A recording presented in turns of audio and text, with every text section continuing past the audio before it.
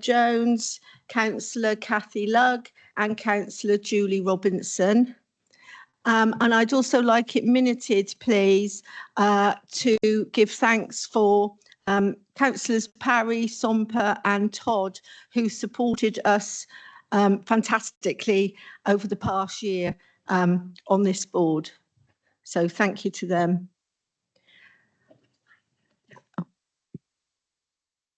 Yeah, I've only had a year off this committee. I was on for the last 5 years until last year, so I am new at the moment, but I've had 5 years before. Okay, so just to remind you about the use of the microphones by speaking directly into the mic, and also for members and officers that this meeting is being live streamed, so we must not discuss individual cases about children, as this would need to be done within exempt business. So item 2, apologies. Any apologies? No apologies today. Thank you. Any declarations of interest? No. Item 4, to approve the minutes of the formal meeting held on the 20th of March. Has anybody got any comments about the minutes? No, so they're approved. Thank you. Item 5, public participation. There's been no request for any public participation. So I'll move on to item 6, introduction and Ofsted report by Paul Dempsey. And actually, please, if you could say your name and your role before you speak, so that'd be really useful for the live streaming. Actually, also, sorry, could I just welcome the people who are online this afternoon? So thank you, Paul. Hello, everybody. My name's Paul Dempsey. I'm the Executive Director for Children's Services at the Council. And I'd just like to speak to you about the outcome of our recent inspection of Children's Services. The inspection took place over 2 weeks from Monday, the 14th of March.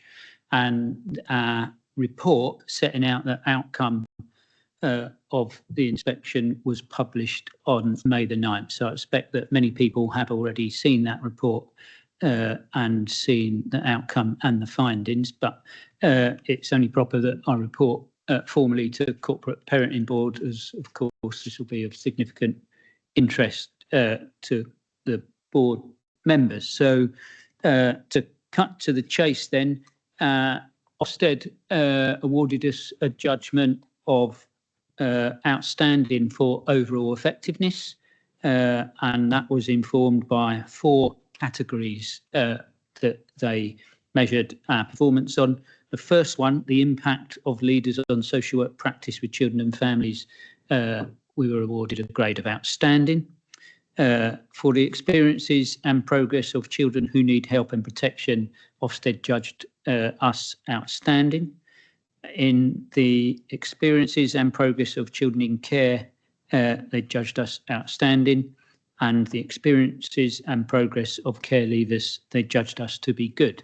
And you'll be particularly interested as a Corporate Parenting Board in the experience and progress of children in care and the experience and progress of care leavers. So that's an outstanding for children in care and a good, and it was a very strong good from what's written in the report and what the Ofsted inspectors told me for care leavers. And you'll also note that there was just one improvement area, and that improvement area was related to the clarity and detail of the offer for care leavers. So our action plan will address that and we'll publish that action plan, and it will be sent to Ofsted for their consideration. We will be presenting this report at the next Cabinet meeting as well with our action plan. So I just wanted to highlight a couple of lines from the report. The report starts by saying children in Dorset receive exceptional services that help meet their needs and reduce risks, supporting them to have better experiences and reach their potential. And the opening line in relation to children in care says, children in care receive an outstanding service that results in their life experiences significantly improving. When children are at risk of coming into care, practitioners work closely and creatively with parents and extended family members to prevent this happening whenever possible. And in the category for care leavers, the report opens by saying care leavers in Dorset receive a strong service from ambitious personal advisors and managers who know them well. Personal advisors develop meaningful and trusting relationships with care leavers. They are passionate about making sure that care leavers get the help and care that they need. And in the section on leaders, they say children continue to be placed at the heart of Dorset local authority. And they go on to say that the meaningful involvement of children and young people who co-chair and participate in the corporate parenting board ensures that the things that matter most to children are fundamental to the agenda. And I thought corporate parenting board would be interested and pleased to hear that. And you'll know that the lead inspector did observe corporate parenting board where she saw that young people involved in action. So really positive report, really positive comments about our young people and the corporate parenting board. So sort of well done, corporate parenting board. And but we have got an improvement area which we'll be getting on with. And of course, none of us are complacent, and we'll be looking forward to doing as well and as better in the areas that we need to do better as we move through the next year. Thank you. Is there any questions for Paul? Councillor Quell.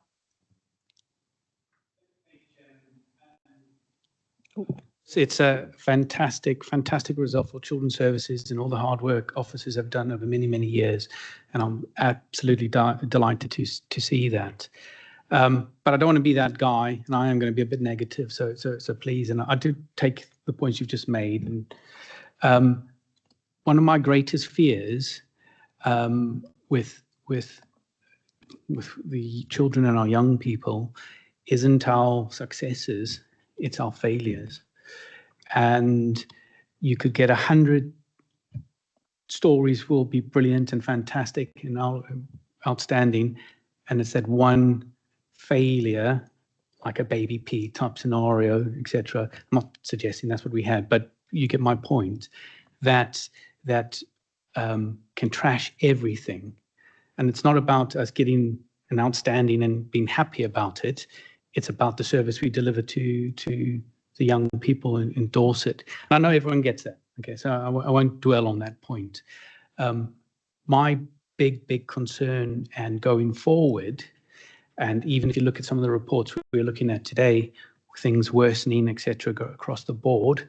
A lot of the reports highlight many good things, but there is a trend, in my view, of things going the other way slightly. So I just wanted to leave you with this point. And I still get contacted by parents here in Dorset. There's a common thread, I thought, now, last year, a few years ago, that if you work well within our system, if you engage with our system, it really works for you. And that's fantastic. That's the whole point we do this, right? But if you are minded that you don't work with our system, it can be devastating. And I think that's kind of what the report put out, and it'll be interested to see the improvement plan and all that. I'll be very keen on that. And that's my point. All councils, but this is the bit in Dorset that I was very keen on a couple of years ago, is it's not the stuff that we're doing well, which is great, we need to do that. It's the stuff that we don't do well in a big way. It's my personal opinion. I'm sure I'll be open to challenge. And it's just a point I want to leave with yourself, Paul, and all your officers. And I know you'll think about this at night. I do. But well done on the outstanding, and look forward to improvement back. Any comment, Paul? Yeah, thank you, Councillor Quayle. We certainly know we don't get it right in 100% of cases. We certainly know that we have to continue to strive to deliver excellent services to everyone.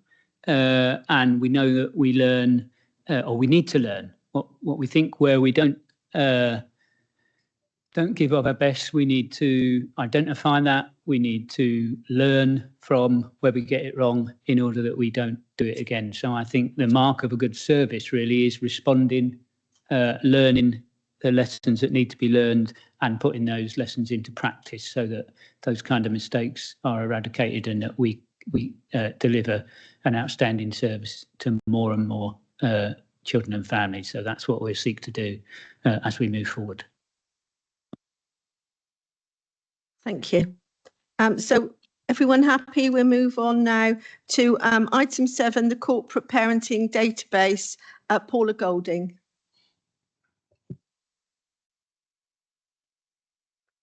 Thank you, Paula Golding, Corporate Director for Care and Protection. Unfortunately, Louise is not able to join us today, so I'm sharing the data set.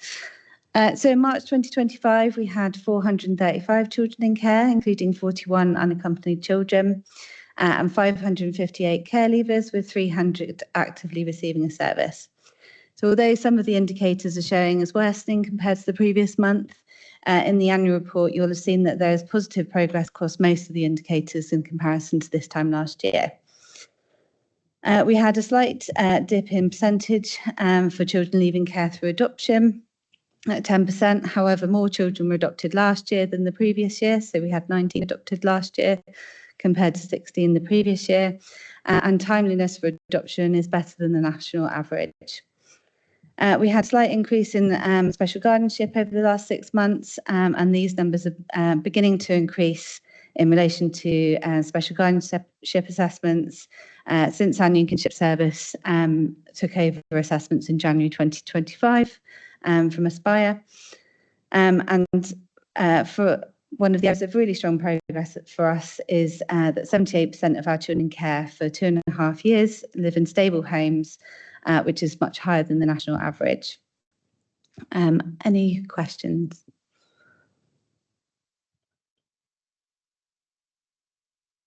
Any questions? Councillor Bell.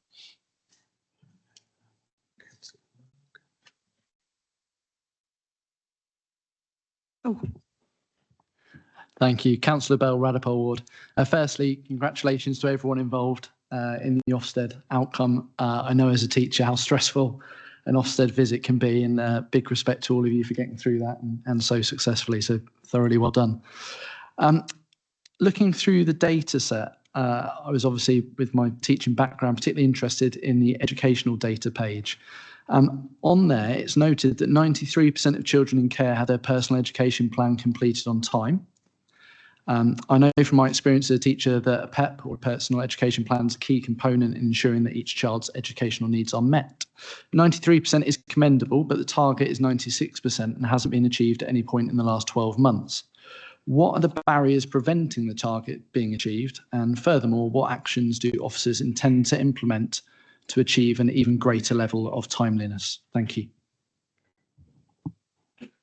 Paula. I'm going to ask Jace Mark-Richards to respond to that one. Thank you.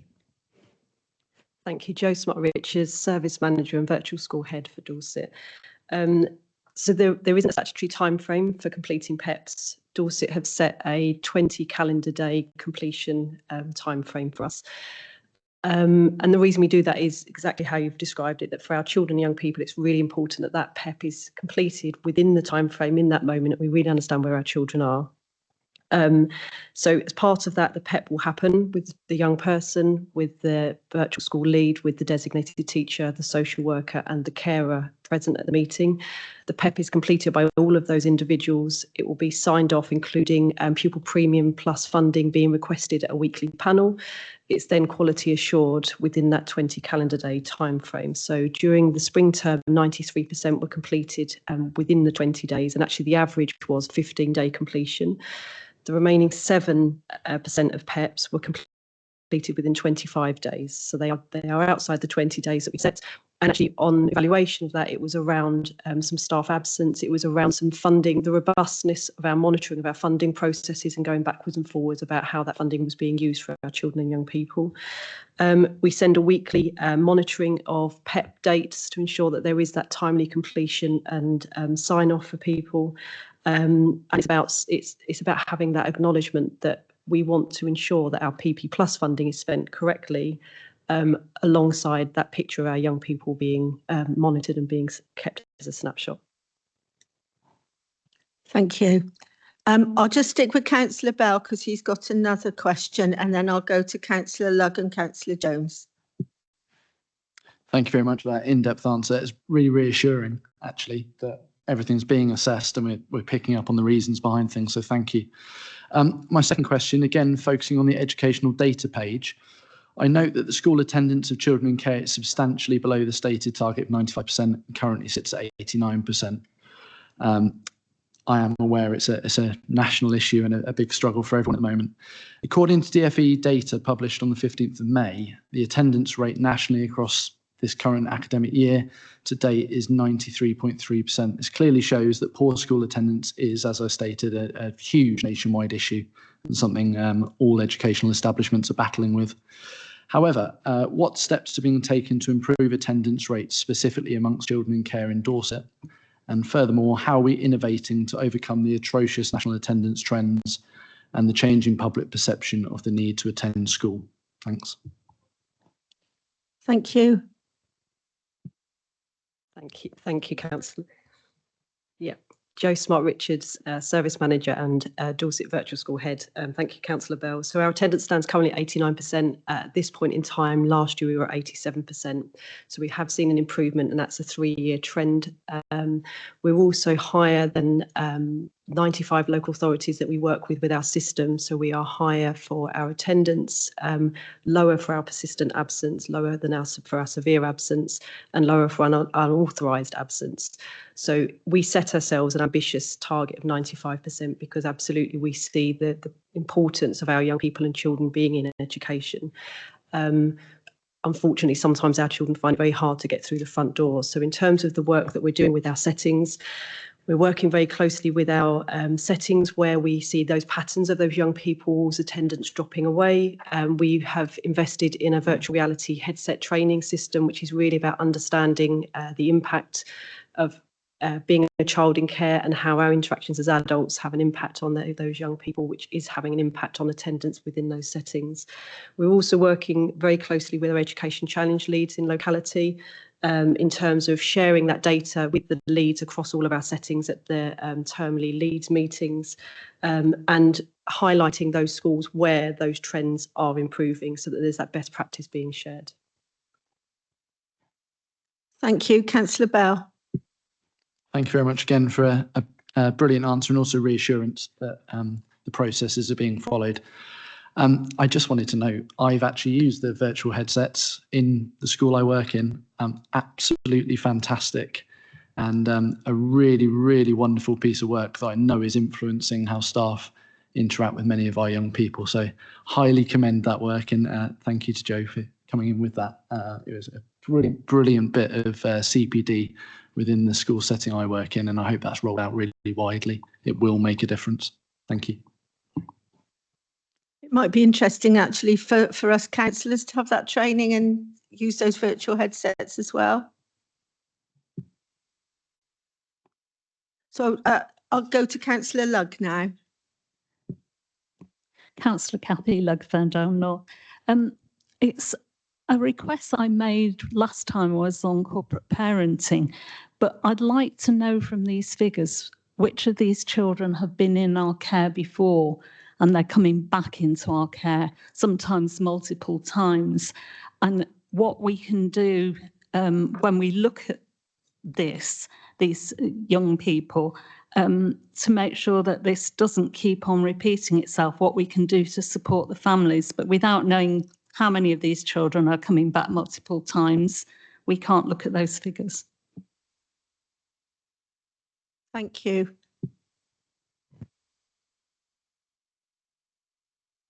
Paul Dempsey, Director of Children's Services, we can provide those figures. We will have numbers. I haven't got them at the minute, but we can in future supply the numbers of children who are re-entering care.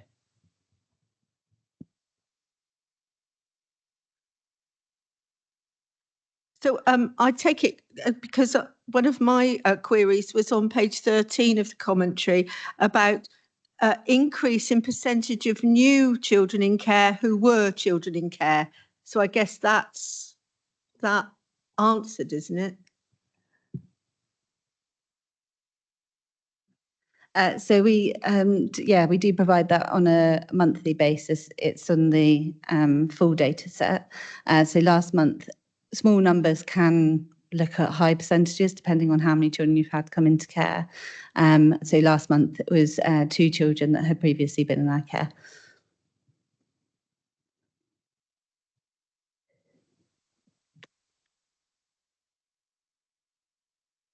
Councillor Jones.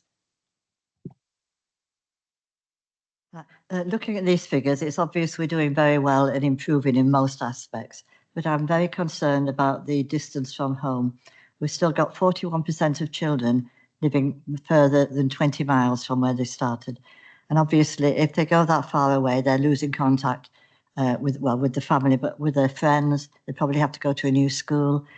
What is the main reason why? Is it the lack of accommodation for them, or is it for the child's own safety? And how far away are some of them? Thank you. Who'd like to respond? Paul?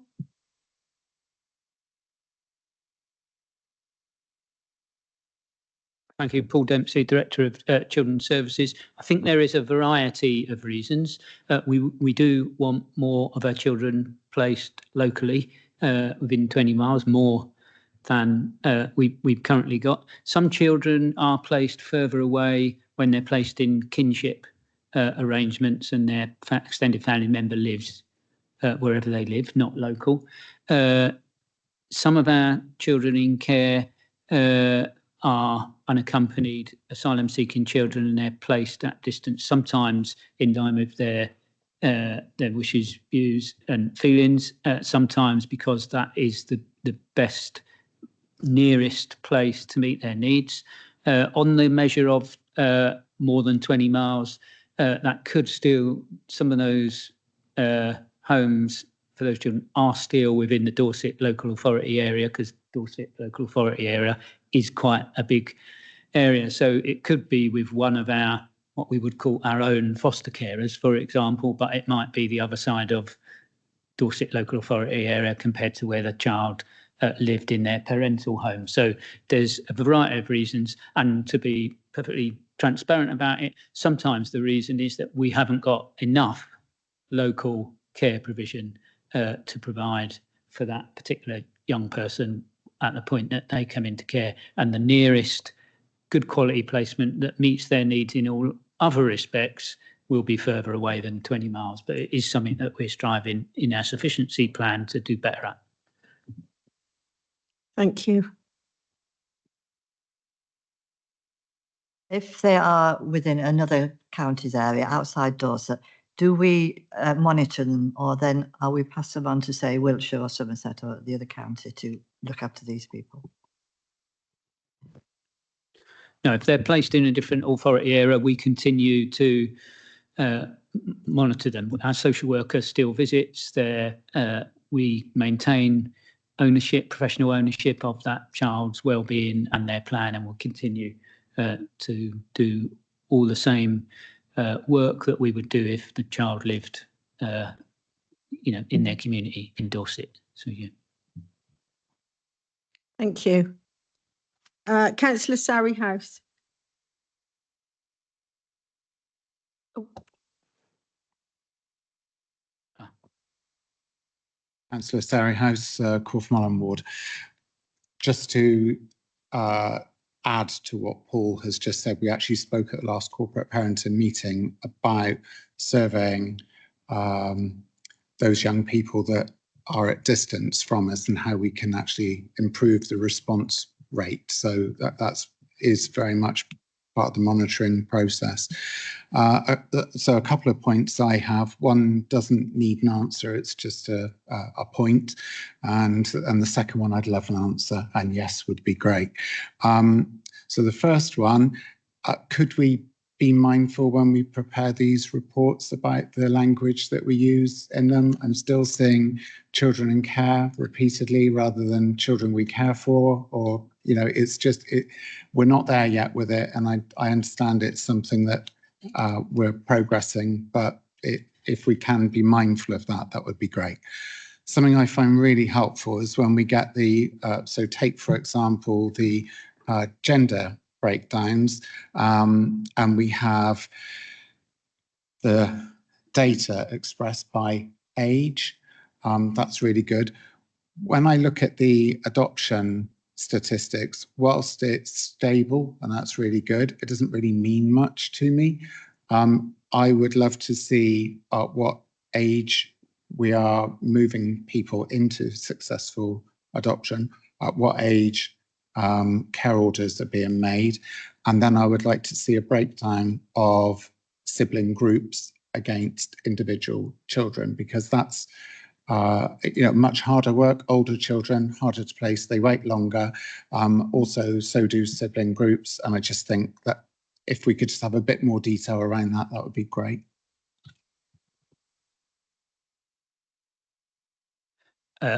I'm not sure which of those questions you wanted me to say yes to, but I think you will find a bit more detail in the Aspire adoption report a bit later on the agenda. I think it does break down the children who've been adopted in terms of sibling groups. It may do by age, I can't remember, but certainly if it doesn't, we can get a better breakdown to you and other members. But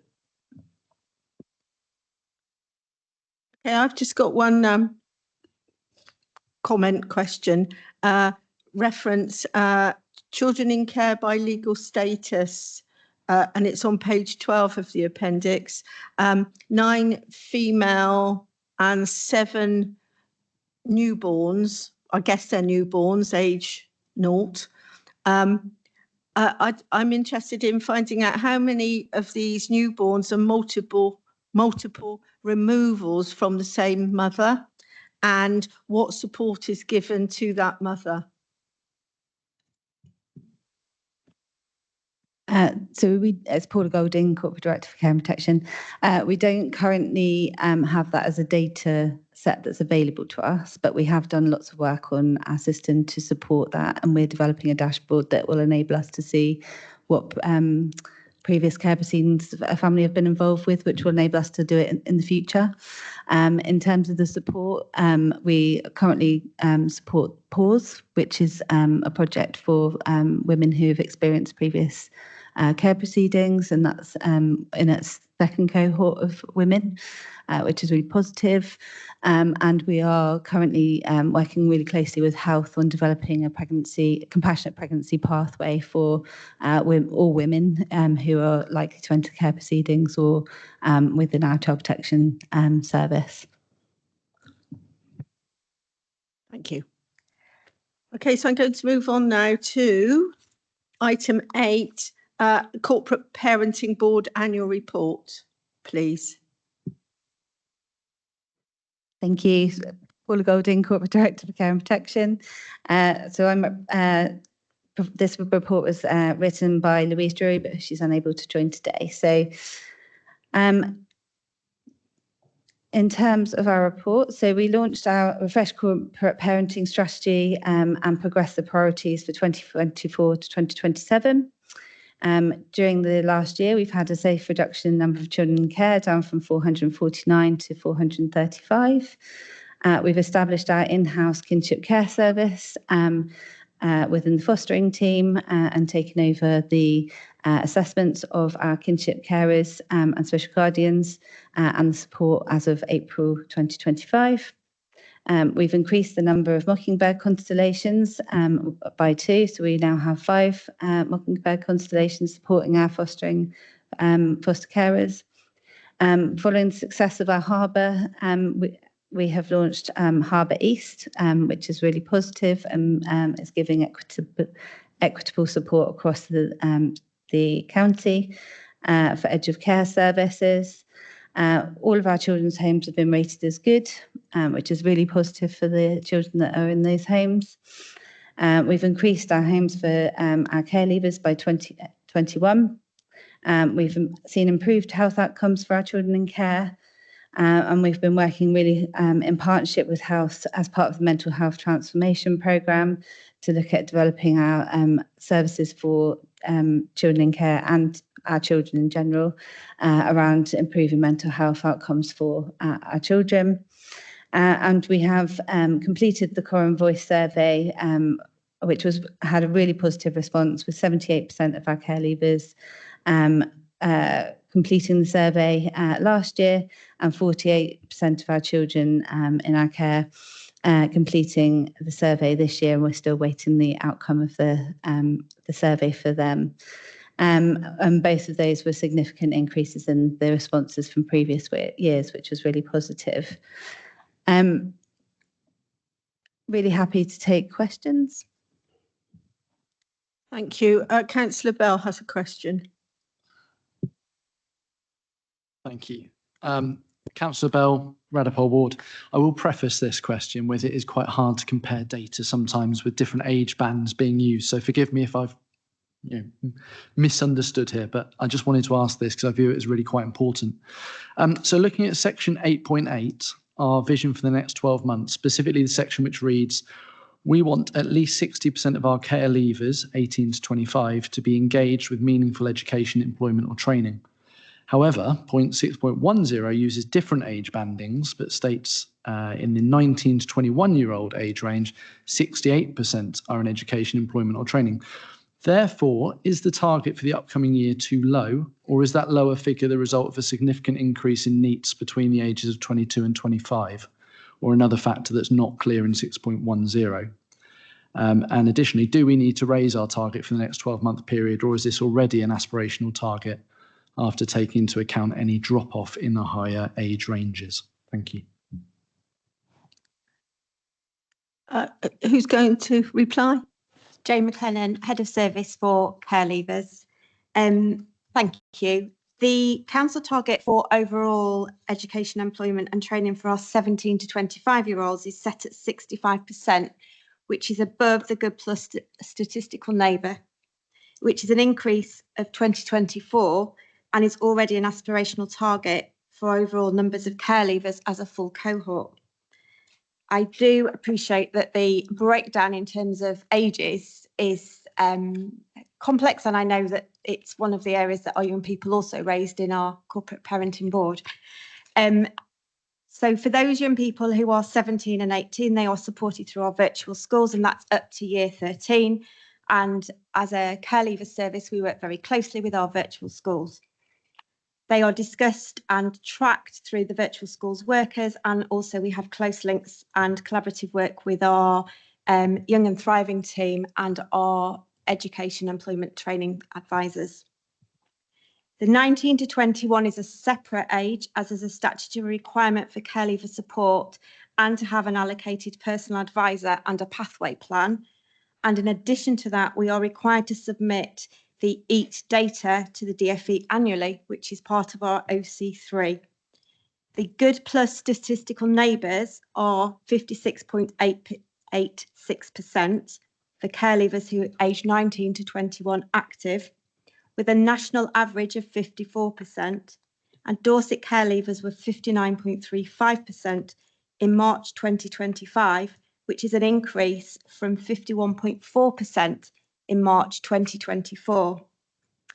The reason we have had an increase is that we are have had a 12-month focus on our education and employment for all of our care leavers, working closely with our Pathways to Employment team and our partners across Dorset Council to increase apprenticeships and put in place Pathway to Employment education training programmes for our young people who may not have achieved maths and English or core subjects through formal education. I do think that our numbers change month on month as courses come to an end, and as we as young people's employment and training opportunities may come at the end of fixed term contracts. What we do is anticipate that, work closely with them to identify and anticipate additional courses, training, hopes and aspirations. I think we've seen a real increase of the impact of our mentoring scheme, of building those relationships and providing that consistent care and confidence for our young people. We have 2 personal advisors who are now specific within our Pathways to Employment team, who have developed relationships with over 45 young people who are care leavers to start to think about their future career and training opportunities. I think our aspirations, our targets do not prevent us from aspiring to 100% of our care leavers, but I think we need to be realistic in terms of setting a minimum standard, which is comparable nationally and also with our Good+ statistical neighbours. Thank you. Would you like to reply? Any questions, anybody?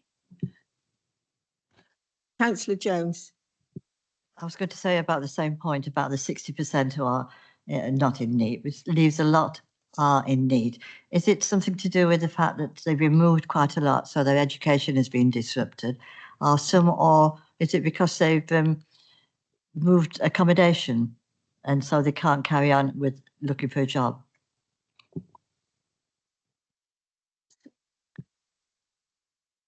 Jane McLennan, Head of Service Care Leavers. It's a number of factors and we have a breakdown of those reasons. There are a number of our care leavers who are unable to work or engage in education, employment and training due to health, physical and emotional health issues. There are some that make an active choice that they are not wanting to engage, and there are others that are actively seeking employment, and we are supporting them to access sometimes the challenges of full-time or part-time employment or training and access courses. So it's a range of reasons.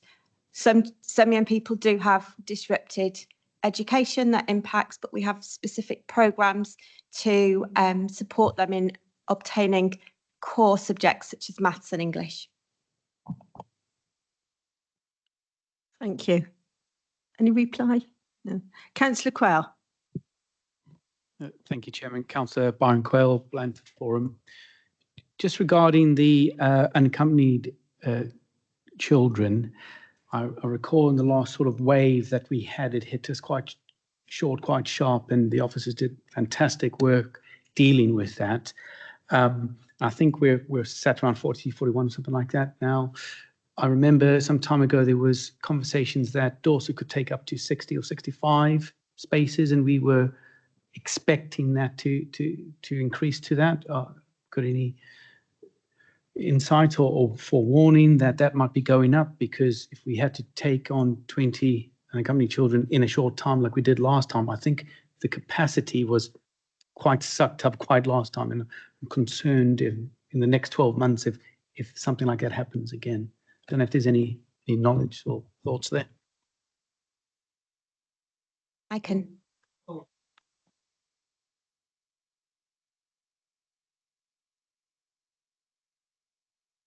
Sorry, Paul Dempsey, Director of Children's Services. Yeah, I'll start an answer to that question, Councillor Quayle. Every local authority has a quota of unaccompanied asylum-seeking children that the government has said we should be accepting, and ours is through the National Transfer Scheme, and ours is 67. It's based on a percentage. I can't remember the percentage. It's like 1% or 0.1%. Anyway, it's 67 young people. And yeah, you're right. Over the summer, I think, of 2023, just after the judgment about Kent, actually, that it was not legal to have unaccompanied asylum-seeking children in hotels. There was a court judgment. There was a very quick move for those young people to be dispersed across the country. So we had about 25 young people that came in a couple of weeks over August. So that was a challenge for us. And we did get up to our 67 at that point, and they've gradually reduced right down to a number of 41, which is what it is today. And we have spoken, I've spoken personally to the DfE to say, what is your process for more young people coming to us? Because we don't want 25 all in 1 week, because that will be it'll be hard to manage. It won't be very good for the young people, etc. So we have made representations about, or a request for them to think about transferring young people in an organised, graduated way so that we can best meet those children's needs for a home as local as possible here. So that they do understand our concerns. I share that concern, Councillor Quayle. I don't know if Jane McClellan has anything more to add about that. Thank you. Any other questions? I've just got one. It's reference 13.1, the wellbeing and health implications. I'm just asking around the SDQ scores, which we've discussed in the past. And I'm wondering if there's any movement in researching a more fit for purpose assessment with reference to the children and young people's mental health difficulties. Yeah, Paula Golding, Corporate Director of Care and Protection. So Miriam Lee, who's our Principal Educational Psychologist, is leading a project around that piece of work and meeting with the network to get their views. Some of it's around the process, and that's going to take some time. So they're going to bring back a plan for progress from September. Yeah, thank you. Any more questions? We'll move on. Item 9, Youth Voice Strategy for Care Experienced Children and Young People, Kay Wright.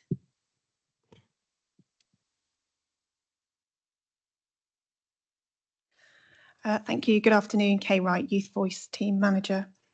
Today I'm pleased to present an update of the work with our Care Experience Network, which emphasises our commitment as corporate parents to actively listen to, respond to and act upon the voices of our care experienced children and young people. This report covers the period from the 1st of April 24 to March 31st, 25 and highlights the significant strides we have made in ensuring that the voices of our young people are not only heard, but also have a tangible impact on our services and policies. As you'll see in 1.3, young people have said our voices matter and we can make changes. And I hope that you've also enjoyed the further quotes throughout the report from them. The paper re-emphasises our approach, which is guided by the Lundy model of participation and highlights important areas about safe spaces for young people to express their views, ensuring their voices reach the right audience and enabling their influence on decision-making processes. The Youth Voice team continue to work with colleagues to ensure there is an environment where young people feel valued and empowered. Key activities and engagement over the last year have included the support of the service with the Coram surveys. We had great success with an art exhibition during National Care Leavers Week and further secured some funding for training and policy development about helping our young people stay in touch with their important adults. We're also delighted to have many more decision makers in the spaces with our young people. Our dedicated group of care experienced young people have actively participated in workshops, contributed to policy development and been involved in the recruitment of key positions within our services. Their feedback has led to meaningful changes such as the introduction of trauma-informed data and the creation of a youth-friendly summary sheet for board reports, and that's just in this space. Looking ahead, we strive for continuous improvement, involve young people in evaluating how things are done. We're aspirational, that's the word, about reaching as wide an audience as possible to ensure diversity of voices, and we continue to wrestle with this challenge and stretch to meet the young people where they are at. A key development for the year ahead will be that I will be sitting on the Workforce Development Board and ensuring that young people will shape and influence our workforce training offer. We will also be holding decision makers much more accountable for making sure young people receive timely feedback on the work they are doing with them. Thank you, and I think I have a couple of questions. Thank you, Kay. Councillor Bell has a question.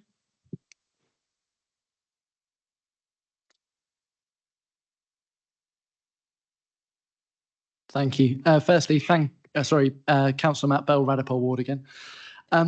Firstly, thank you. Really well received report, full of positives, absolutely outstanding. The the improvements that the Youth Voice strategy can bring are enormous. So thank you for all the work that's done in this area. I wanted to focus on a massive positive from the year just past, and that's in point 2.3, where it discusses, and you referenced it in your introduction, it references the success of the We All Bloom Differently art exhibition. I attended the exhibition, which I describe as engaging, enlightening, and extremely powerful. I'm delighted it is now able to be exhibited across the county. However, I would like to ask if any new art exhibitions are planned to further grow the positive impacts and to incorporate even greater numbers of children in care across a wide age range in this excellent innovation. Furthermore, bit of a challenge here, could the work engage with friends of children we care for to share their perceptions and to further break down any barriers or misconceptions that exist? Thank you. Anybody want Kay? Thank you, Kay Wright, Youth Voice Team Manager. Thanks, Matt. Sorry, Councillor Bell. What time is it? Where are we? Yeah, thank you for that feedback. It's much appreciated. And I know the young people, when they see this back, will appreciate that as well. They loved doing that exhibition. They were fully involved in co-producing that and setting it all up. It was really wonderful and equally exhausting, but it was really brilliant, really impactful, like you said, and we have created it so that it can travel.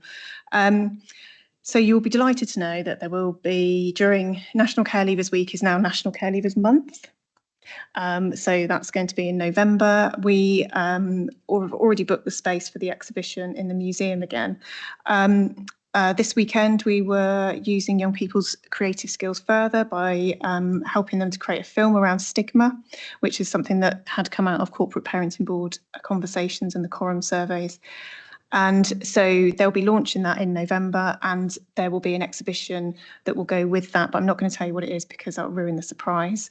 And I actually really like the idea that you've presented there around their friends offering something to that exhibition, and I'm going to take that away and consider how we can do that, because I think it would be really lovely to include how their friends see them and what they value in them. And I think where we're making that video around stigma, I think that'd be really impactful. So I like that. Thank you very much. It's a big question. What have I missed? I think that as a full-time equivalent of 3.5 Youth Voice workers, we would welcome opportunities to work across, teams and colleagues to help us achieve what we want to. We often get invites from some of the national charities in the competitions and exhibitions that they run, so we're always sending those round to young people that they can take part in. I think we've got some young writers who have just taken part in the Quorum writing competition as well. The young people at the last year's exhibition, they particularly enjoyed the talking tables opportunity where decision makers came along and sat and had conversations with them. And we've got a report that one of them wrote that we still need to really make sure that we're taking action on around protected characteristics here at the council. So they really liked that the exhibition brought them that too, and that you were in that space with them. So we want to make sure that happens. Have I covered everything in the question? Right, thank you. Thank you. Any more questions? I've just got one comment. Councillor Jones? I was only going to comment about the exhibition. It was brilliant, and I'm so pleased you're going to do another one. Thank you. So it was 2.2 and 5.1, and it's referring to something actually that Councillor Sari House has already mentioned about the data set using appropriate language for our children and young people. I really keen over this next year to get that really moving, and perhaps we could start with the summaries first with the other agencies. And we worked with this in one of our informal board meetings, Language That Cares, and that was really, really useful to us. So maybe we could do something with that, go out to the other agencies. And as I say, maybe just start with the summaries, but I'm sure you're working on it. Thank you. So we have already started the project on the data set with Rowena and Louise, and we just need to sort of really go back to Rowena and check what capacity she's got to finish that off with us. But it was really great to start that, and just changing some of the titles makes such a massive difference to young people. And the what Rowena is saying is, we change that in one place, that's going to change over there in the system as well, which is brilliant. That's even better. So yeah, we just need to sort of get back to Rowena in terms of capacity and what she can manage with us to finish that. And I think the TACT guidance that you've got there could be shared by in our process of sending out report templates, so that gives people who are less familiar with this language some writing styles to go with. Thank you. And I think also our new members, Councillor Jones, Councillor Luck and Councillor Robinson, I'm sure would appreciate a copy actually as well. We all had copies last year, but it'd be really useful for you to look through that. Sorry. Thank you. Councillor Surrey House. Councillor Surrey House, Corfmallen Ward. Kay, with regards to stigmatising, I wonder if we've kind of reverse engineered that at all, or could, with a Survey Monkey is the only one that I kind of know that goes out for the general populace where they can contribute. But I wonder if, certainly my experience has been, there isn't a grown-up national conversation around fostering or adoption. And I think that some of the stigmatisation is around small I ignorance, that people simply don't understand. And I wonder if preconceptions, not those of friendship circles, which we've spoken about in informal corporate parenting, but the wider population, because if we were to understand that better, then we could actively work at destigmatization. And I think some of it is related to the speech and language that we use, because it's actually quite stigmatizing in itself. And whilst some of them are quite technical terms that we might understand as a legal status, they are open to ad hoc interpretation by people that don't work in the sector. So I wonder if maybe a Pan Dorset, if we could do some type of survey. I follow a fostering week now, month, very well, but we never ask the question, what do you understand? We try and tell people all the time what it is, but we don't ask them what's their preconceived ideas of it, what's their unconscious bias, to try and find that out. Once we can unpick that, then maybe we can start knocking down some of those obstacles. Any comment? My comment would be, yes, that's interesting. Thank you. I think perhaps we could have a little, a deeper chat about that outside of the meeting. And I think the point you made about our systems and the language is, you came to the training with Dr. Lisa Cherry, and her book about Weaving a Web of Belonging talks about, there's a whole chapter on stigma in there, and talks about how we contribute to that ourselves in the language that we use with our young people and the systems that we have. So our young people want to do their bit and challenge their friends and the conception that they have around who they are. But it's a big picture, isn't it? Thank you. Paul. Paul Dempsey, Director of Children's Services.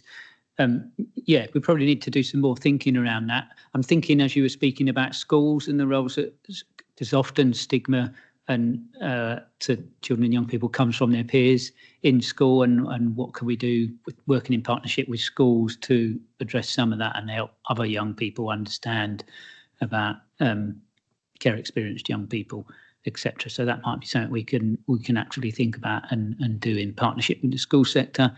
And just another point about the data set and performance indicators and how that works with young people. We are working, or we certainly were working with Core and Voice to develop a set of indicators that is more in line with children and young people's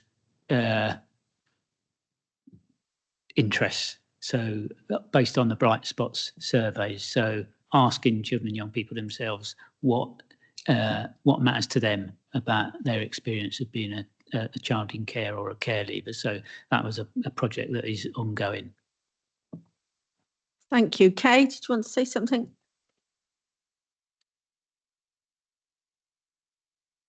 Thank you.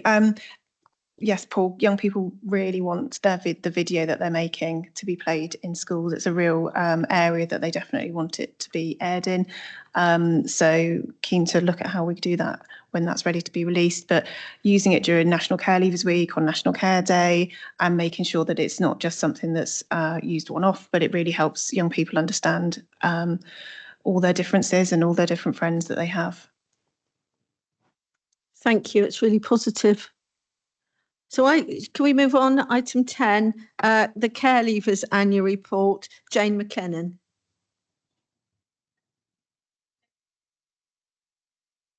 Oh, Jane McLennan, Head of Service for Care Leavers. So our Care Leaver service has seen a significant and sustained improvement in all areas over the last 12 months. We continue to provide and aim to provide our care leavers with the same care and support that young people would expect to receive from their parents. We continue to work closely with our youth voice to listen and hear our young people's views and to shape our support and services to meet their changing needs. We've recently developed and launched a Care Leavers app that went live in January of this year, which details our local offer. Our local offer is around equity of support with a focus on fairness and individual need. We want our care leavers to access what they need to achieve equal outcomes, even if that means some young people may get a different service or have a different approach. What's important is that it's the right approach for that individual young person. As a care leaver team, we know our strengths and the challenges of the service well, and we are focused on improving the help and support that our care leavers receive. These improvements are underpinned by our ongoing consultation and engagement with our young people. We are in touch consistently with around 99% of our young people, and we contact all of our care leavers up to the age of 25 annually. We have reviewed and updated our local offer, and this is comparable with other local authorities.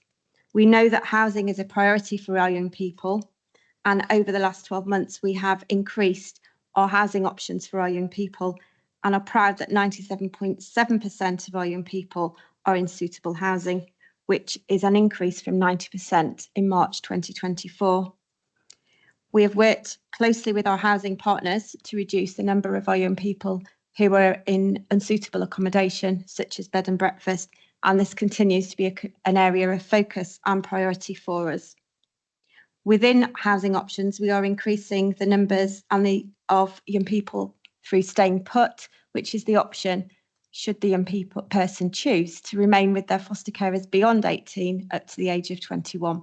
We have a dedicated service within our fostering team to support both the young people and the carers within that arrangement. A focus following the Ofsted Focus visit back in 2023 was around our supervision and management oversight to ensure that care plans, pathway plans and visits to our care experience young people were robust, timely and reflective in terms of progressing plans. This has increased over the last 12 months to consistently around 95% of supervision of our personal advisors being completed every 8 weeks, which is an increase from 91% in March 2024. 92% of our pathway plans have been completed alongside our young people and is considered a bright spot of practice, which has been identified by our young people through our Bright Spots survey. We have a clear vision for the next 12 months to ensure that our care leavers have access to the right support, whether they live in or outside of Dorset. And this also includes financial support. And one of our focus is to consider the exemptions such as council tax up to the age of 25. And this was also an area that was raised within our recent Ofsted inspection. We want to continue to increase the number of care leavers engaging in the council apprenticeship, and we are pleased that the council has committed to a further 10 apprenticeships across the council, which is really positive to hear. We continue to remain aspirational for our care leavers, having meaningful engagement with education, employment and training. We know that having suitable support and access to education, employment and training provides them with the foundations to be successful adults.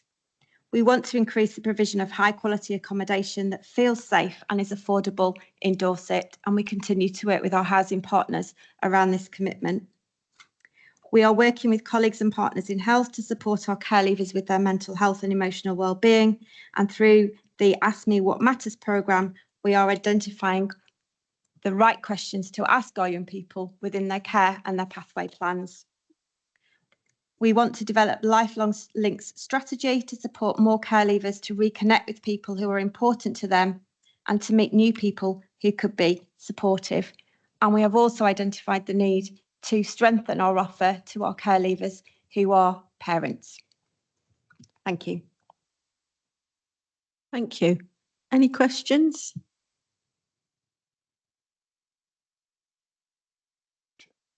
Councillor Lugg. Councillor Cathy Lugg, Ferndown North again. I'm reading 2.34. As a former foster carer, I was really happy when we announced plans to look after our young people between the ages of 18 to 25. And I'm pleased to see that we're going to continue to maintain a relationship with some young people after that date. I'd like to know what the difference is then with 2.35, where unaccompanied children in care and care leavers are going to be supported for life.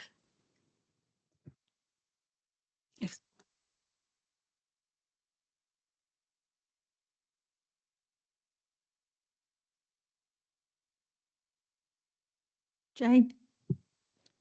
Jane McLennan, Head of Service for Care Leavers and Unaccompanied Young People. The offer to our care leavers who were unaccompanied young people, is the same. We have a responsibility to offer support and advice and care to young people who are 16 to 25. What we are committing to endorse it, and we're undertaking some work at the moment, is what our lifelong links offer is beyond 25, of which we have no legal or statutory requirement. So it will be the same for unaccompanied young people as it will be for any care leaver once we undertake the work to identify, one, what our young people are wanting, and two, what we are able to provide within the care leaver service, because it's a two-way process. Beyond that, we have our mentoring scheme, which enables those lifelong links for independent people to become mentors, to build relationships with our young people, and that can continue throughout life, as well as maintaining links with foster carers and other significant people, and re-engaging later on when perhaps those relationships may have ended or stopped in previous care experiences.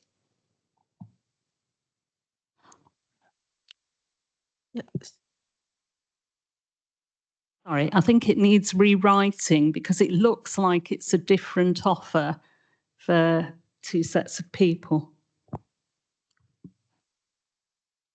Thank you. Jane? Our offer is clear. It can be amended. Our offer is clear on the website. It's very clear to our unaccompanied young people, to all of our care leavers.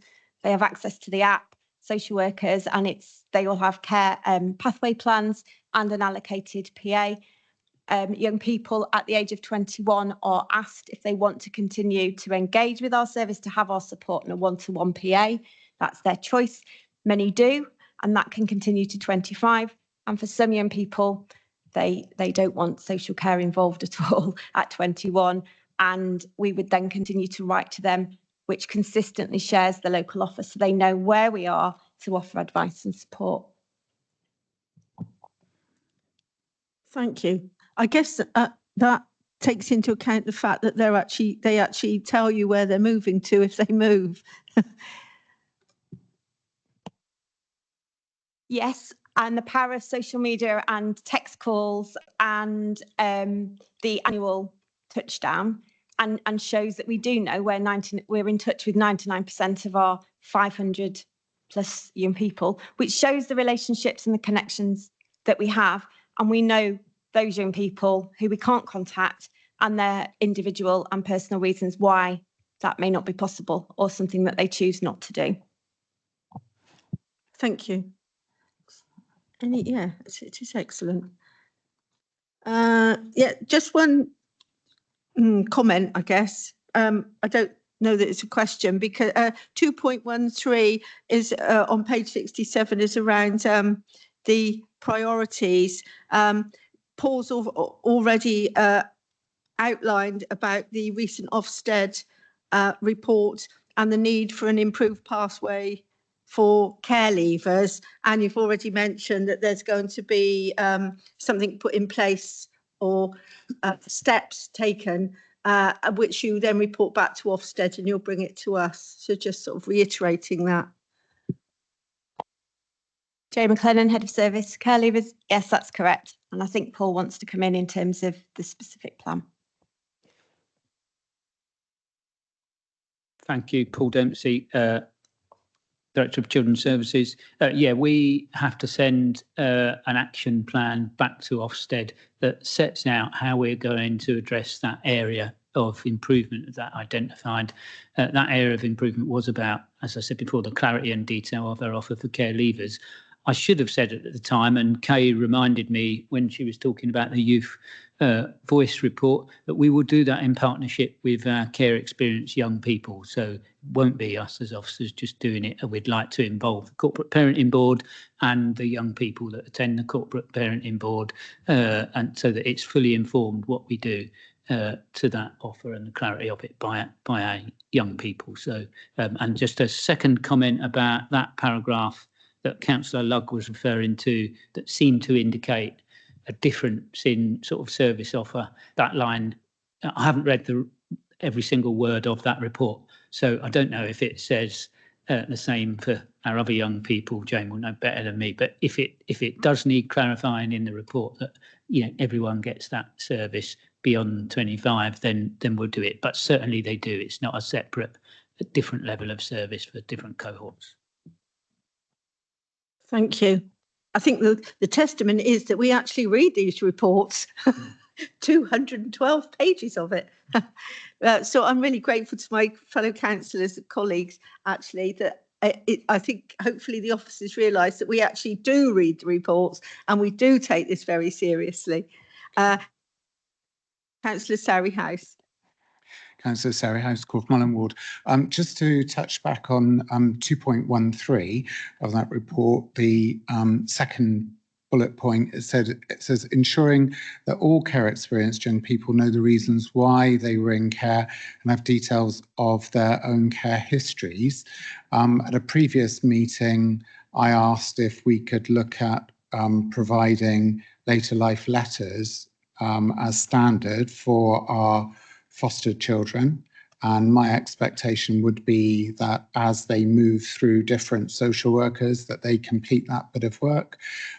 We do it for our adopted young people, and I think for someone maybe coming near the age of 18 to have somebody summarise then is not very helpful or authentic. It would be much better if this was an ongoing piece of work that was just naturally done. So if I know the director is not with us today, but if somebody could get back to me and just confirm that we're doing that, I think it ticks this one big time.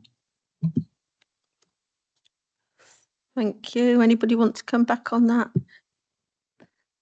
Yes, thank you. Paul Golding, Corporate Director for Care and Protection. I absolutely agree. I think that's it's really important for children's life story to have that information as it goes through. We are doing some work with Dr. Lisa Cherry around trauma-informed practice and relational recipe, and part of that's looking about how we can put some of those things into practice. So it's being worked on. Thank you. Councillor Jones. Just a comment. I think it's very good that we're supporting our youngsters who become pregnant and that we are actually now not just corporate parents, but corporate grandparents. Thank you. So I'll move on to item 11. It's the annual Aspire Adoption Annual Report. Jane McLennan is going to deliver that to us. Thank you. Hello, yes, Jane McLennan, Head of Service. I'm currently Interim Head of Service for Fostering and Adoption in Dorset. Unfortunately, Alan Charlton, the author of this report, is not able to be here today, and there isn't a representative from Aspire, so I'm more than happy to share the details of this report as summary and answer any questions. So Dorset retains responsibility for children, but adoption functions are delegated to Aspire as a regional adoption agency. Aspire has responsibility for recruiting, assessing and supporting prospective adopters, and also undertake work for intercountry adoptions and partner adoptions. Aspire is also responsible for family finding for all children with adoption plans in Dorset, and provides support to all people who were affected by adoption, including adopters, adoptees, adoptive families, adopted adults and birth relatives. The report highlights that in the reporting year 2024 to 25, there should be placed for adoption decisions for children in Dorset. There were 22. By the end of March, 21 of those children placement orders had been made and 20 adoption orders had been made. 84% of Dorset children are matched and move into adoptive homes with Aspire adopters. There have been 3 interagency adoption matches, and one of the key priorities is for siblings to stay together where it is right and where it is in the interest of all the children. Of the 22 should be placed for adoption decisions, there were 4 sibling groups who were successfully matched and moved to their adoptive families. There were 3 sibling groups of 2 and 1 sibling group of 3. We remain aspirational that we will find suitable adopters for sibling groups to keep them together where that is the right decision. Nationally, Aspire is one of the best regional adoption agencies in terms of timeliness and progression of adoption for children. And they are one of 4 regional adoption agencies where there is a positive adopter gap. So that means there are more adopters than children who are waiting. The authority to place to match has improved in the last 12 months, with Dorset performing better than average due to early tracking, a recruitment of specific adopters and fast tracking those adopters when there's an identified need for specific children. We heard that early permanence or foster to adopt has reduced this year down to 7 from 19 last year, which booked the national trend. I think there was a large number last year, and 7 seems to be around the annual average for Aspire. And we've also had some changes in that the kinship function of Aspire has moved out of the regional adoption agency and come into Dorset since January of this year. Thank you. Thank you. Any questions? Councillor Jones. On the age and gender of people who are being adopted, first of all, you get more males being adopted at a younger age, and then it tails off, and then the girls pick up. Is that because there are fewer boys waiting to be adopted later on, or because parents just would rather choose a girl? And is it a problem because some of them may have SEN problems? Jane? Jane McLennan, Head of Service, Fostering and Adoption. I think there's a range of reasons. One will be demographics in terms of personal circumstances and those children that should be placed for adoption. The matches that I have considered as the AGM for Dorset has been a relatively fair split in terms of males and females, with adopters not being gender specific in terms of matching considerations. It's around the needs of the children matched with people and prospective adopters that can meet those needs. Thank you. Oh, yes. Any questions? Yeah, I just wanted to, first of all, make the comment that the Adoption and Special Guardianship Support Fund nationally has been cut from 3,000 to 3,000 from 5,000, and the £2,500 specialist assessments have been axed. And in fact, I'm very keen for our MPs within Dorset to actually take this to Parliament, because it's I know how important those therapeutic services are for our children and young people, around their mental health, their trauma and their attachment difficulties. And some of those therapeutic services are really, really expensive. So families and schools, from my background, really relied on that money to support that support for the children and young people. So how are we supporting the families to counteract this for targeted support and therapeutic services? Is there more that we can do? Jo McLennan, Head of Service, Fostering and Adoption. I think there's 2 points to that. One, it's national, and obviously we would welcome any support that you are able to provide us in terms of decisions that are outside of our control, and do understand the importance and the need for the additional post-adoption and special guardianship support our families, our children and young people access. We are clear in Dorset and within Children's Services that our families and our children will not be disadvantaged because of this, and we have measures in place in terms of looking and working with our commissioning colleagues to get better value, to explore what those needs are and what we can bring in-house, and also through our resource panel to look creatively around what is already available in terms of within Dorset, within health and within our education, and to commission in specific services and support when that's identified as a need. And that's one of the strengths also of having our special guardianship service back within our kinship service, within our fostering team, in terms of that post-order support that continues with a specific team within our fostering services. Thank you. Councillor Surreyhouse. Councillor Surreyhouse, Corfmallam Ward. Certainly, I would appreciate a summary of that challenge. It was something I picked up in the report as well.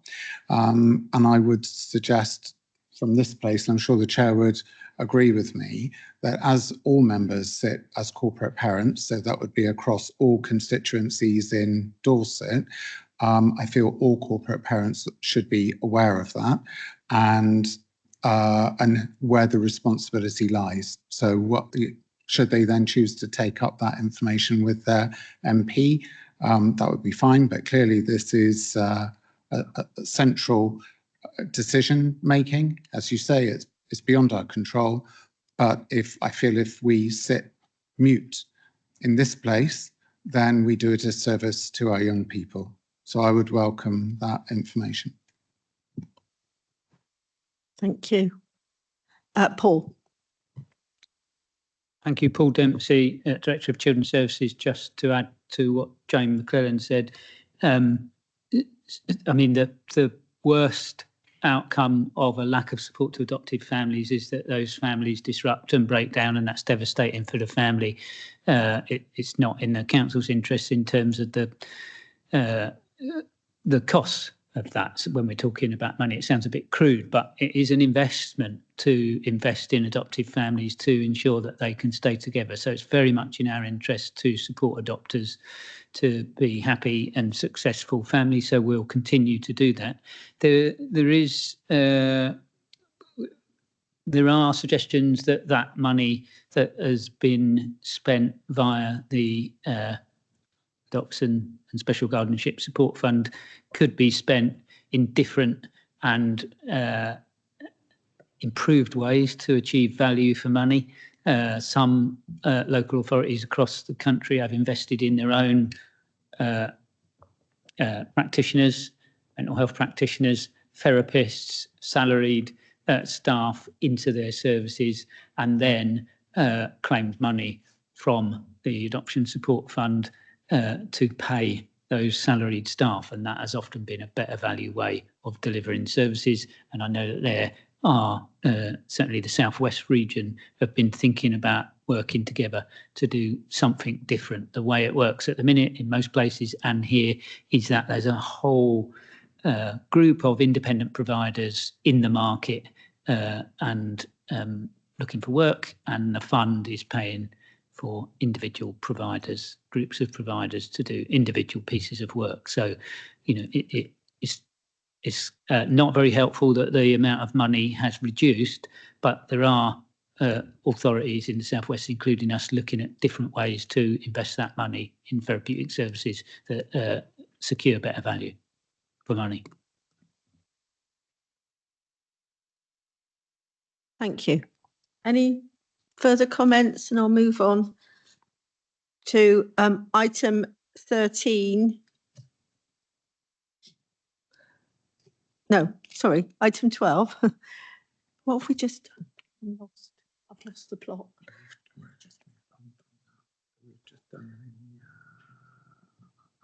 Yeah, sorry. So we're on item 12. Sorry, apologies. Fostering Service Annual Report, Lisa Wilms.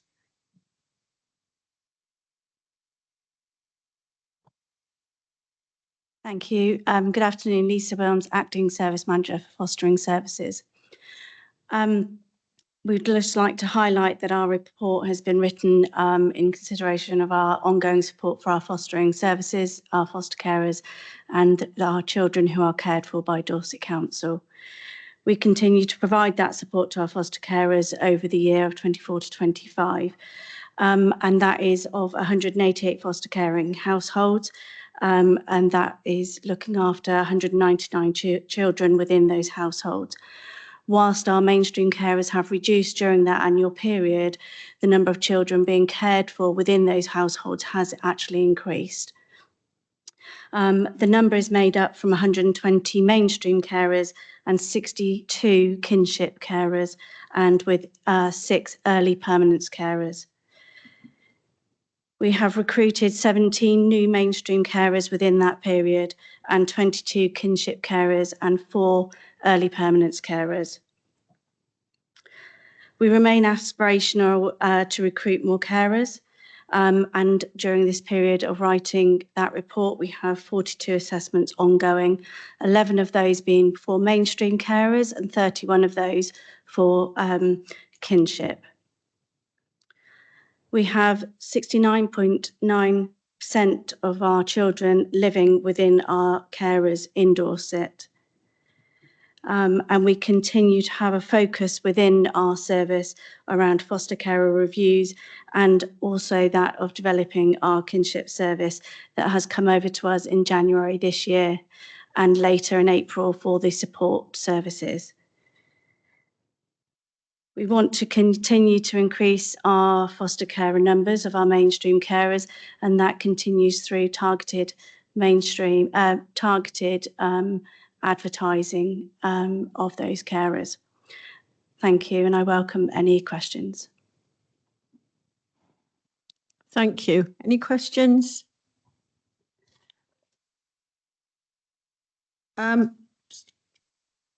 Councillor Jones. Just a question on the allegations. There are several reasons for the allegations, and most of them are unfounded. But do we ask foster carers for their DBS checks before we accept them? Because 2 of them say are on about the DBS not being there. Lisa?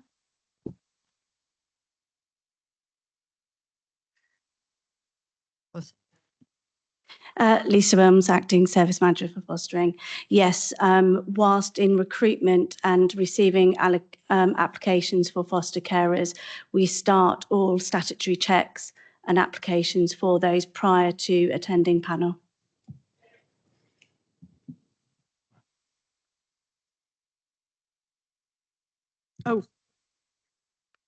Jane McLennan, Head of Service for Fostering. Also, I'm agency decision maker for fostering for Dorset, and I would like to say that I would not approve any foster carers without the required statutory checks, and they would be returned or deferred.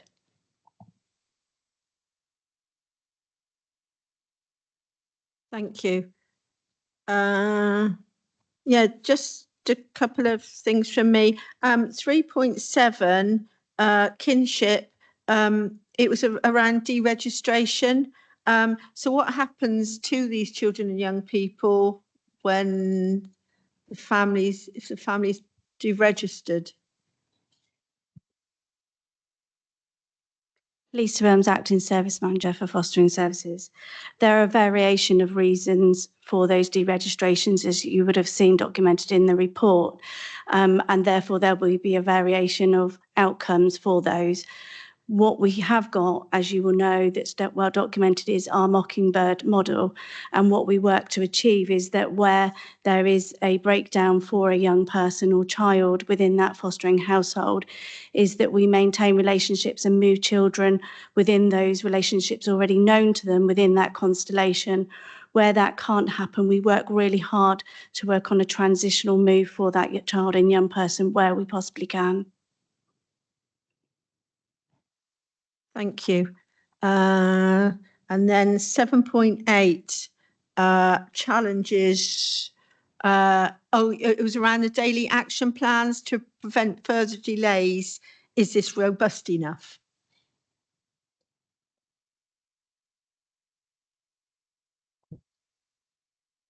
Lisa Williams, Acting Service Manager for Fostering Services. Yes, actually, the evidence from our data and recent performance shows the positive impact from our daily oversight, and we've got significant senior leadership oversight of those plans and tracking of that. We also have strategic coaching in place and mentoring of that to support us in that movement. Thank you. I think Paul wanted to come back.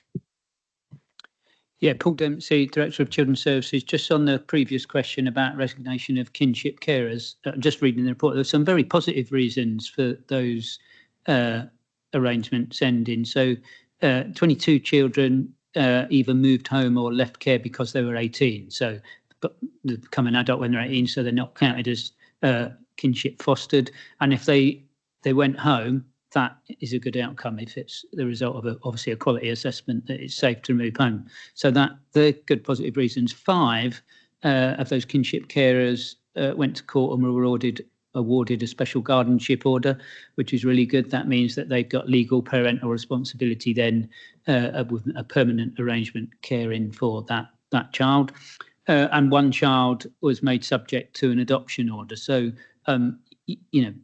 it's not necessarily bad news when those arrangements end. Sometimes they're arranged for really positive reasons. We do want more of our kinship carers to be supported to achieve a special guardianship order so that they get legal parental responsibility and the child or young person moves out of care and it becomes more of a normalised family arrangement. But they will, of course, be supported by a support plan from us where that's required. Thank you. Do you think there's a correlation between the kinship and fostering financial support benefits? When kinship foster carers have the same sort of practical and financial support package as our mainstream carers, if they want a special guardianship order, we offer practical support and financial support. It's not always at exactly the same level as they would have been used to as a foster carer. Sometimes it is. We do an assessment, we work with that family, and we come up with a tailored support package that is reviewed on an ongoing basis. Thank you. Councillor Quayle.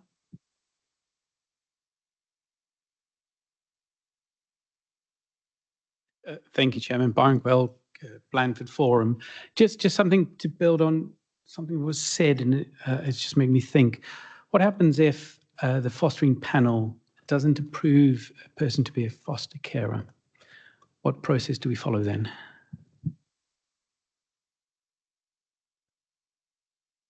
Oh, sorry. Sorry, Paul Dempsey, Director of Children's Services. There is an appeal process. The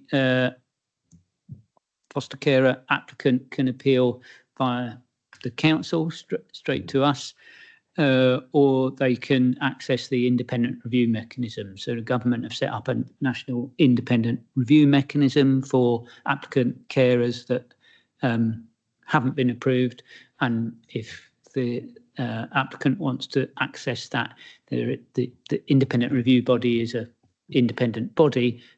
They see all the paperwork that the panel has seen, and they look at the decision of the agency decision maker. Sorry, I should have had, the panel makes a recommendation, it then goes to the agency decision maker who actually makes the decision. In our organisation, Jane McClellan has just said she is the agency decision maker. So she may or may not support the recommendation of the fostering panel.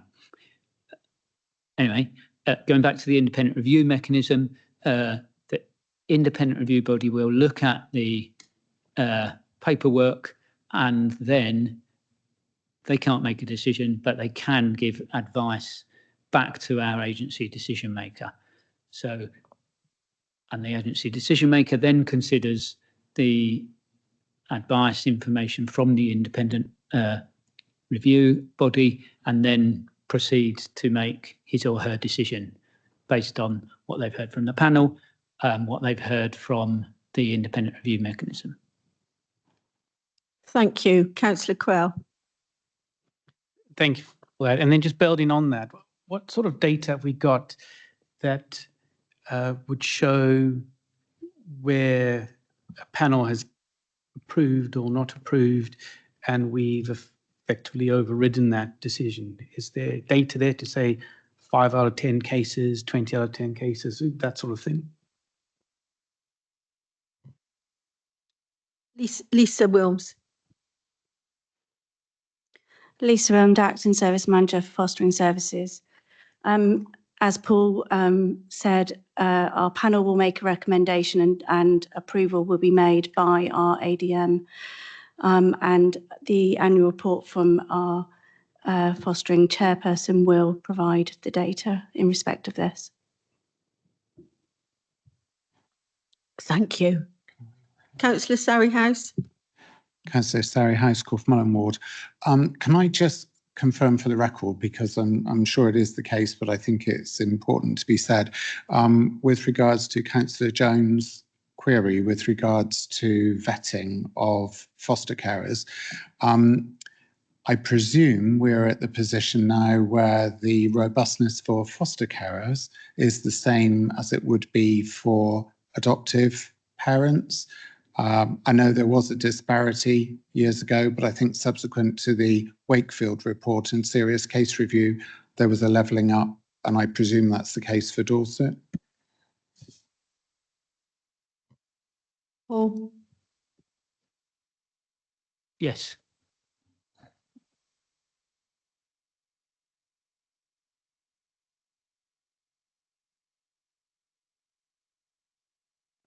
Any more questions?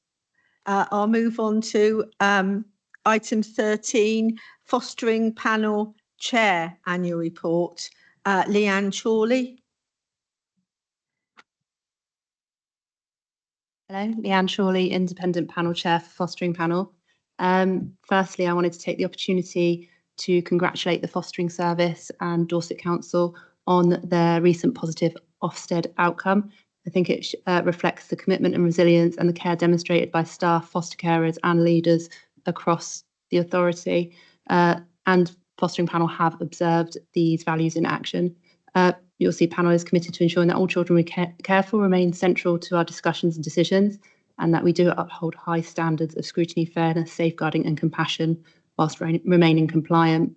The panel met 28 times during 2014 and 2024 and 2025. We considered 103 cases. Whilst the number of applications has decreased slightly overall, there was an increase in mainstream approvals, 17 compared to the previous year's 15, and connected persons approvals has reduced from 31 to 20, averaging 3.7 cases per panel. You will see the areas of development and strengths in the report, but I will highlight a few areas that stood out for me. That panel has a high level of scrutiny, quality of questions and robust minutes were praised during the recent Ofsted inspection. I'm confident in panel's challenge to ensure good quality and resilient carers.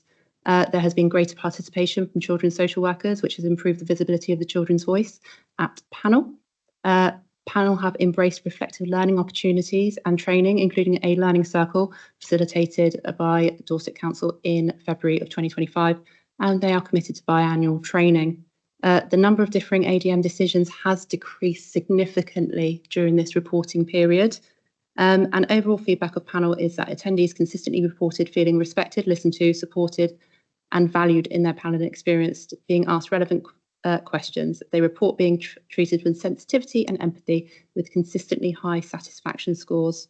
There are obviously areas for development, and continued focus is needed to ensure that all documentation is received within timescales, and that initial and post-allegation reviews are presented promptly. This, I am aware, is a current priority for the service. We will be working on further embedding the child's voice within panel, and efforts are underway to expand opportunities for young people to attend panels and increase their understanding of the process, including the development of their children's fostering panel.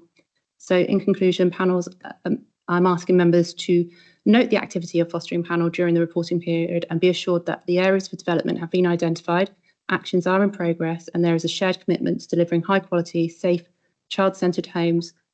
Whilst there have been challenges, I am confident that with the support of senior management and service colleagues, we will continue to improve outcomes for the children and carers within the next reporting period.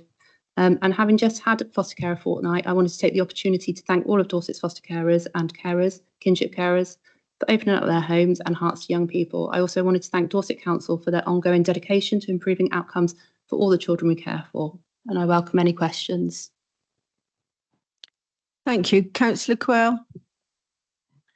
Thank you very much, Chairman, and I appreciate the report.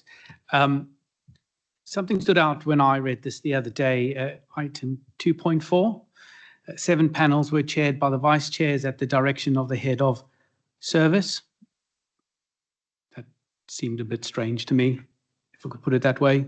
Is there anything we could discuss about that? Is there a reason for that?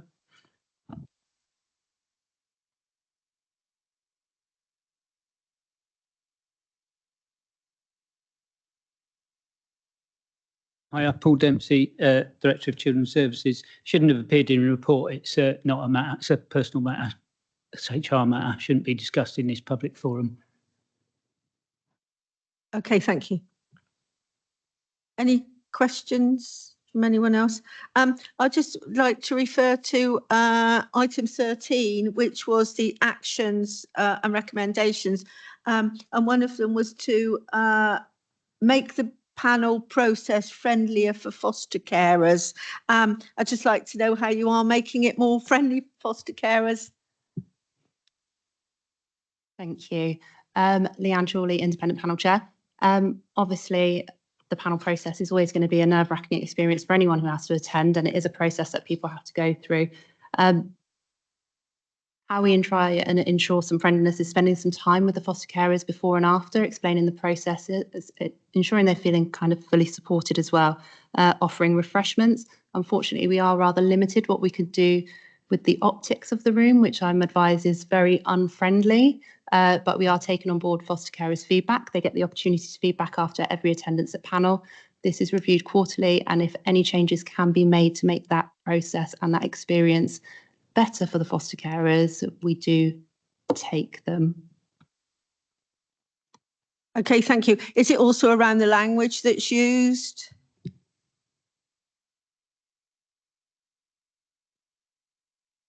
We've not had any specific feedback about the language that is used. It generally is to do with the physical comforts of the experience of attending panel. Thank you. Councillor Sarryhouse. Councillor Sarah House, Corfmallen Ward. 3.3, forgive me if this is a stupid question, but it was a standout for me when I read it. In addition to this, panel members are encouraged to complete their mandatory training. Are they required or encouraged? Because if it's mandatory, I thought that was required.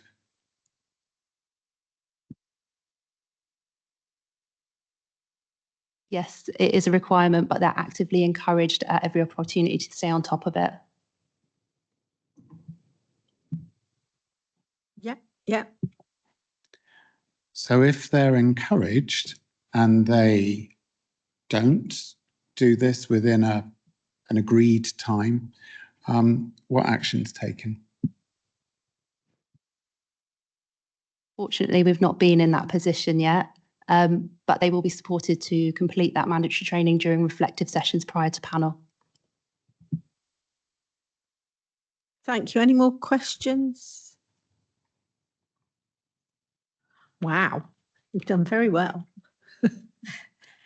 Is there anybody that wants to ask any questions about anything that you feel we might have missed, or is everybody content?